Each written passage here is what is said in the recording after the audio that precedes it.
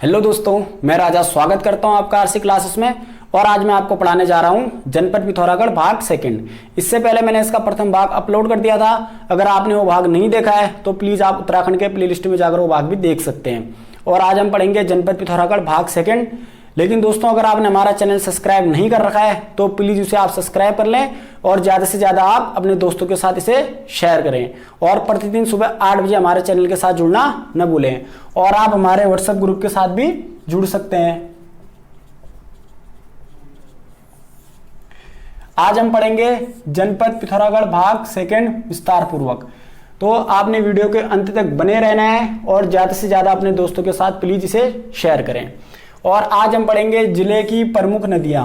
बहुत इंपॉर्टेंट है। अभी हमने जिले की प्रमुख नदियां पढ़ भी नहीं रखी हैं और साथ साथ में हमने उत्तराखंड की प्रमुख नदियां भी नहीं पढ़ रखी हैं। कुछ दिनों बाद या कुछ टाइम बाद हम उत्तराखंड की प्रमुख नदियों का वीडियो भी अपने चैनल में अपलोड कर देंगे। तो प्लीज चैनल के साथ आपने बने रहना है। तो सबसे पहली नदी है आपकी काली नदी। इंपॉर्टेंट है और इससे अक्सर क्वेश्चन पूछ लिए जाते हैं क्योंकि इससे आज तक बहुत क्वेश्चन उत्तराखंड की परीक्षाओं में पूछे गए हैं। तो काली नदी का उद्गम, कहाँ है? पिथौरागढ़ तिब्बत के पास स्थित आपका जेक्सर श्रेणी और लिपू लेक के पास काला पानी व्यास आश्रम। तो आपकी काली नदी का उद्गम स्थान क्या हो गया? काला पानी व्यास आश्रम। ये क्वेश्चन भी पूछा जाता है लिपू लेक कहाँ स्थित है? तो आपका कहाँ स्थित है? पिथौरागढ़ में, उत्तराखंड में पूछा गया क्वेश्चन है। इसमें कुछ इंपोर्टेंट पॉइंट हैं जो उत्तराखंड की परीक्षाओं में आज तक पूछे गए हैं। स्कंद पुराण में काली नदी को क्या कहा गया है? श्यामा नदी कहा गया है और इस नदी का जल पवित्र नहीं है। इंपोर्टेंट क्वेश्चन है। काली नदी की लंबाई है आपका 252 किलोमीटर और उत्तराखंड में प्रवाहित होने वाली सबसे लंबी नदी है आपकी काली। इंपोर्टेंट है। हम लोग कंफ्यूज हो जाते हैं गंगा में। तो अगर हिंदुस्तान यानी भारत में प्रवाहित होने वाली सबसे लंबी नदी पूछा जाएगा तो आंसर होगा आपका गंगा। और उत्तराखंड में प्रवाहित होने वाली सबसे लंबी नदी पूछा जाएगा तो आंसर होगा आपका काली।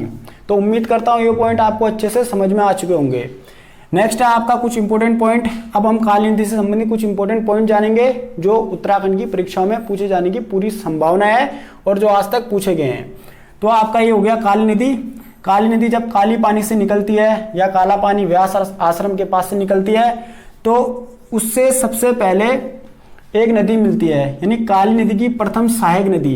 तो उसका नाम है आपका कुंठी यांगडी नदी या कुंठी यांगटी उपतंत्र। तो काली नदी की प्रथम सहायक नदी का नाम क्या है आपका? कुंठी यांगटी नदी। क्वेश्चन पूछा जा सकता है कि काली नदी की प्रथम सहायक नदी का नाम बताइए तो आपका है आपका कुंठी यांगटी नदी।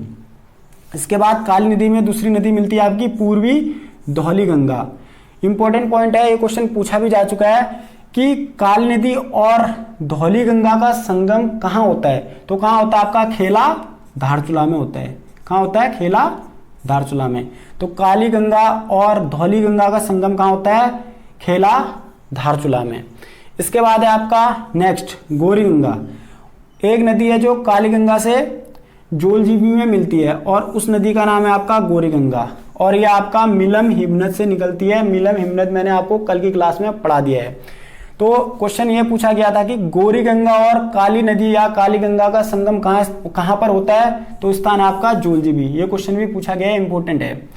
नेक्स्ट है वेरी इंपॉर्टेंट पूछा गया क्वेश्चन है। इसके बाद काली नदी में मिलती है आपकी सरयू नदी। इंपॉर्टेंट है।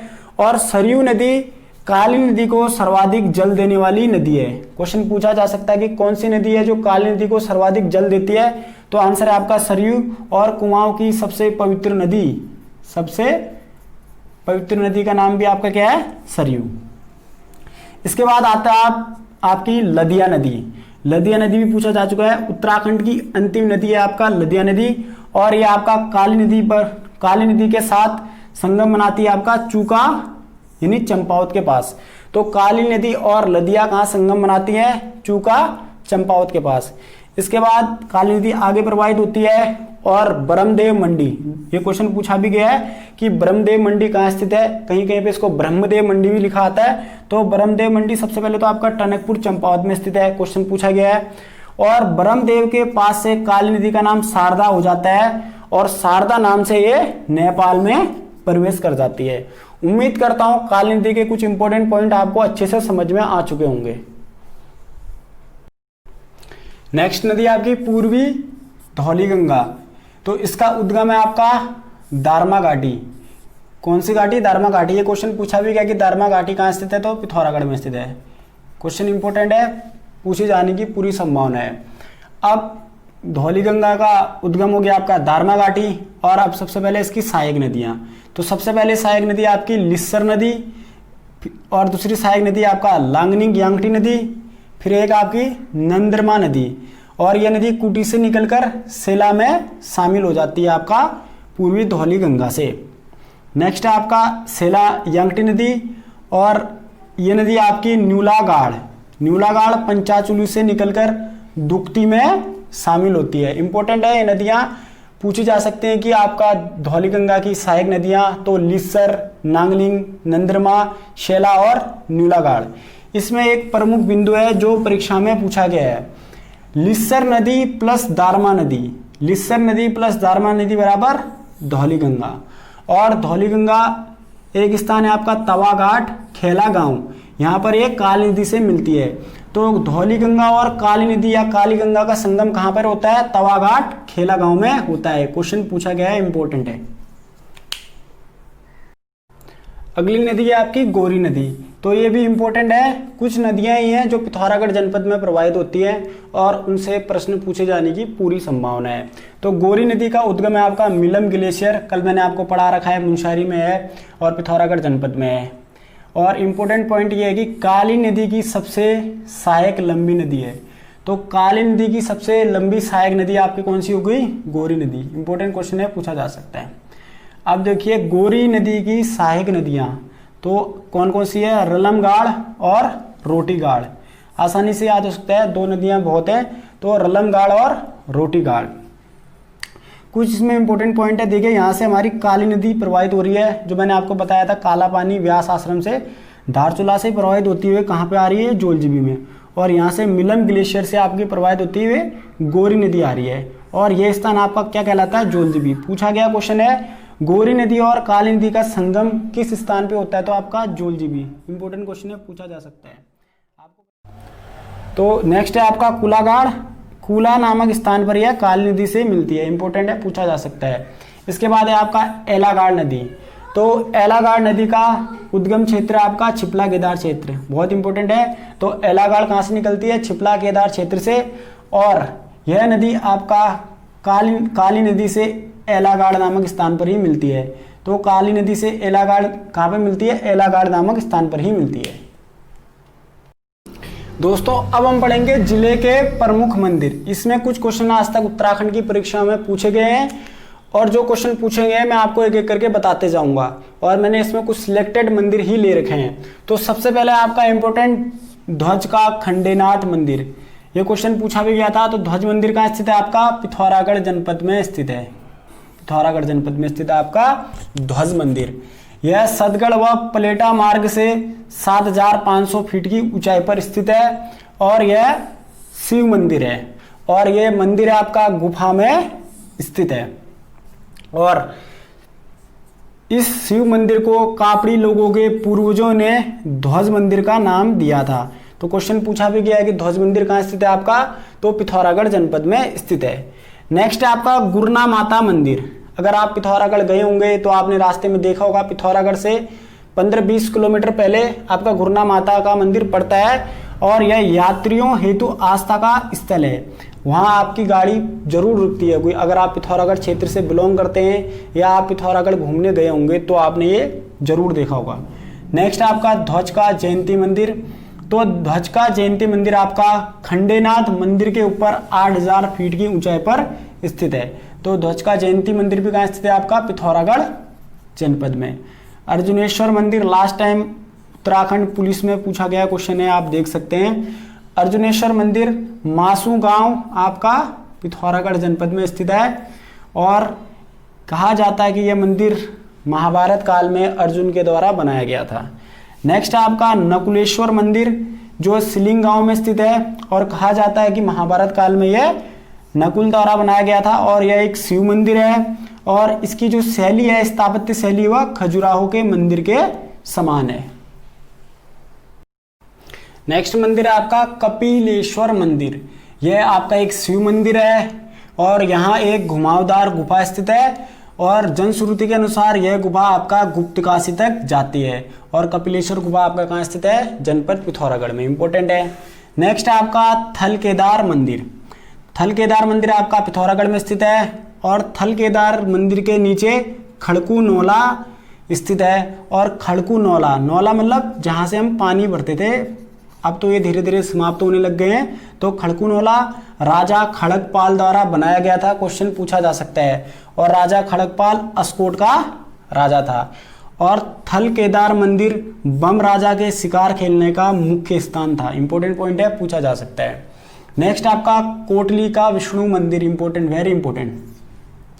कोटली का विष्णु मंदिर दिगांस गांव पिथौरागढ़ जनपद में स्थित है। और इंपॉर्टेंट पॉइंट है इसमें, जनवरी 2019 में इस मंदिर को, कोटली का विष्णु मंदिर को राष्ट्रीय धरोहर घोषित किया गया था। तो हो सकता है इंपॉर्टेंट क्वेश्चन है, पूछा जा सकता है। नेक्स्ट है आपका कामाख्या देवी मंदिर, यहाँ तो मैं भी गया हूँ। तो कामाख्या देवी मंदिर आपका कासनी पिथौरागढ़ में स्थित है और इस मंदिर का निर्माण 1972 में किया गया था। और कामाख्या देवी मंदिर एकमात्र मंदिर है जो आपका उत्तराखंड में स्थित है। नेक्स्ट है आपका रामगंगा मंदिर। तो रामगंगा मंदिर आपका रामगंगा प्लस सरयू तट पर स्थित है और घाट नामक स्थान पिथौरागढ़ जनपद में स्थित है। नेक्स्ट है इसमें हाट कालिका का मंदिर, इंपॉर्टेंट है, क्वेश्चन पूछा गया है। तो हाट कालिका का मंदिर कहाँ स्थित है? आपका गंगोली हाट में स्थित है। गंगोली हाट पिथौरागढ़ में स्थित है। और यह मंदिर मां कालिका मंदिर है। और हाट कालिका मंदिर का निर्माण या इसको स्थापित किसने करा था? आदि गुरु शंकराचार्य ने, इंपॉर्टेंट क्वेश्चन है, पूछा जा सकता है। और हाट कालिका मंदिर आपका कुमाऊं रेजिमेंट की आस्था का केंद्र है। इसके बाद है नेक्स्ट आपका कोटगाड़ी देवी मंदिर। तो आपका कोटगाड़ी देवी मंदिर कोटमन्या चौकड़ी में स्थित है और इस मंदिर में आपका मन चाही मुराद पूरी होती है। नेक्स्ट आपका कोकिला माता मंदिर। तो ये आपका कनार, बरम और धारचूला में स्थित है। नेक्स्ट आपका इग्यार देवी मंदिर, ये गुरना माता मंदिर के पास स्थित है पिथौरागढ़ जनपद में। नेक्स्ट आपका सीराकोट मंदिर। तो सीराकोट मंदिर कहाँ स्थित है? आपका डीडीआट में स्थित है और यह मंदिर रेका राजाओं द्वारा निर्मित किया गया था। और नेक्स्ट मंदिर है आपका उल्का देवी मंदिर, यह भी आपका पिथौरागढ़ जनपद में पड़ता है। इसके बाद है आपका नंदा देवी मंदिर। तो नंदा देवी मंदिर कहाँ है? आपका मुंशारी में स्थित है। नेक्स्ट है आपका बागनाथ मंदिर, यह आपका थल में स्थित है। इसके बाद है आपका गबला देव मंदिर, ये क्वेश्चन उत्तराखंड की पेपर में पूछा भी गया है। तो गबला देव का मंदिर दारमा निवासी सौका जनजाति, आपको पता ही है जनजातियों में से एक है, भोटिया जनजाति का ही पार्ट है। सौका जनजाति का क्या है? आराध्य देव है ये आपके गबला देव मंदिर में। नेक्स्ट है आपका गुलांच मापांग मंदिर। तो ये आपका भोटिया जनजाति का ही एक भाग है, कुटियाल लोगों के कुल देवते हैं आपके गुलांच मापांग। नेक्स्ट आपका सेराल देव मंदिर। तो ये आपका कासनी में स्थित है, कासनी के पास स्थित है आपका सेराल देव का मंदिर। और यह मंदिर आपका चंद्रभागा और देवभागा नदियों के तट पर स्थित है। क्वेश्चन इंपॉर्टेंट है, पूछा जा सकता है कि सेराल देव का मंदिर कहाँ स्थित है? तो कासनी पिथौरागढ़। और किन नदियों के संगम पर स्थित है? चंद्रभागा और देवभागा नदियों के संगम पर स्थित है आपका सेराल देव मंदिर। ऐसे इसमें हाट कालिका मंदिर, ये भी बहुत इंपॉर्टेंट है, पूछा गया है। कोटगाड़ी देव का मंदिर, ये भी इंपॉर्टेंट है क्योंकि इसमें ये क्वेश्चन पूछा जा सकता है कि हाट कालिका मंदिर का निर्माण किसने किया था? तो आदि गुरु शंकराचार्य ने। तो दोस्तों इसी के साथ आज की क्लास हमारे यहीं पे समाप्त होती है और पिथौरागढ़ जनपद का सेकंड भाग हमारा यहीं पे समाप्त होता है। उम्मीद करता हूं आज की क्लास आपको बहुत पसंद आएगी और इसका तृतीय भाग हमारे चैनल द्वारा कल अपलोड कर दिया जाएगा। तो प्लीज हमारे चैनल के साथ बने रहें और पिथौरागढ़ तृतीय भाग कल हमारा सुबह 8 बजे अपलोड कर दिया जाएगा। और अगर आपने हमारा चैनल सब्सक्राइब नहीं कर रखा है तो उसे सब्सक्राइब कर लें और प्लीज दोस्तों के साथ शेयर करना ना भूलें और प्लीज वीडियो को लाइक जरूर करें। तो दोस्तों मिलते हैं नेक्स्ट क्लास में, तब तक के लिए जय हिंद।